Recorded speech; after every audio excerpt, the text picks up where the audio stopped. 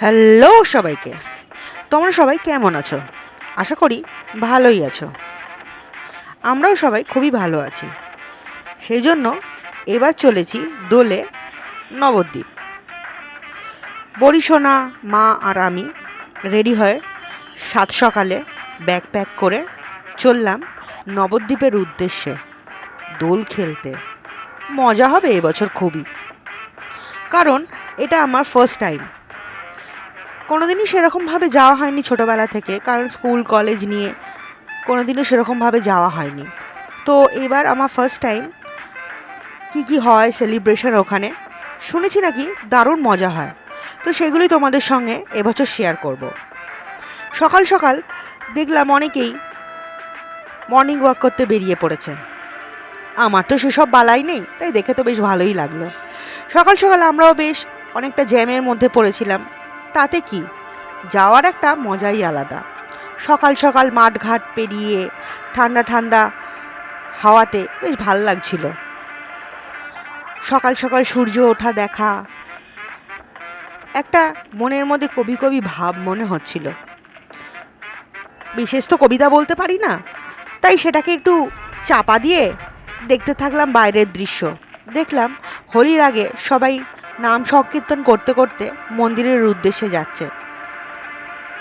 আমি তো দেখে জাস্ট অবাক, এরকমও হয়?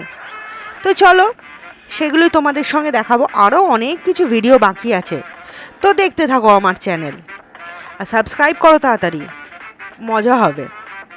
বাড়িতে এসে দেখি সে কি অবস্থা বাড়ির। সেই এসেছিলাম, তোমাদের মনে আছে নিশ্চয়ই, পুজোর সময়। তারপরে আসা এইবার দোলেতে। ঘরদোরের অবস্থা খুবই খারাপ, নোংরা পরিষ্কার করতে হবে। এই যে অবস্থা ঘরদোরের, সেগুলো পরিষ্কার করে তোমাদের সঙ্গে দেখা হবে দোলে। তো চলো দেখে নেওয়া যাক আগের কি ভিডিও বাকি আছে। ওখান থেকে একজন উঁকি মেরে বলছে, কিরে হলো পরিষ্কার করা ঘর, তাড়াতাড়ি কর। তো ইতিমধ্যে দেখছি বাড়ির সামনে দিয়ে নাম সংকীর্তন করতে করতে ঠাকুর মন্দিরে সবাই যাচ্ছে।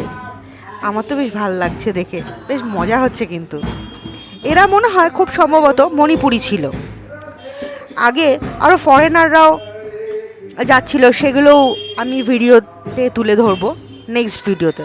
তো তোমরা দেখতে থাকো, মজা হবে।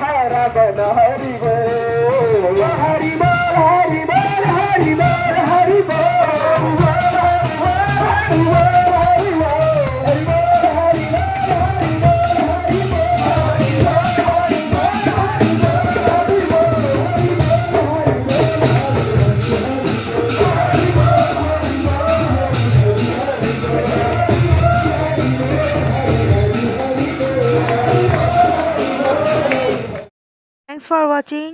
Please subscribe my channel.